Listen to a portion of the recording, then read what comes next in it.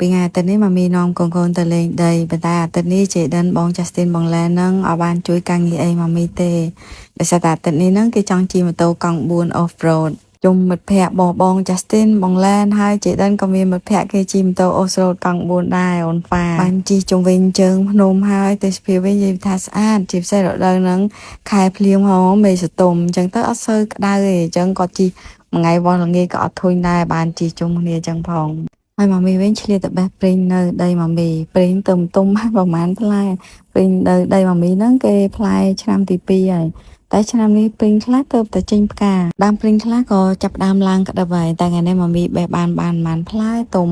ហើយផ្លែវិញនិយាយពីថាល្អឡើងទុំស្មើហើយបើដើមតាគៀបក្តាមនៅដីម៉ាមីវិញនិយាយពីថាផ្លែឡើងចង់បាក់មេឃដើមតាគៀបក្តាមនេះផ្លែឈើព្រៃតែមានអត្ថប្រយោជន៍ច្រើនខ្លាំងតែមកម៉ាមីធ្លាប់សើចបើយើងយកមកធ្វើអីញ៉ាំឬក៏យកទាំងស្លឹកទាំងផ្លែវាយកមកហាធ្វើតែទិដ្ឋភាពមកផ្ទះឈើរបស់ម៉ាមីឡើងស្អាតពេលរដូវខែភ្លៀង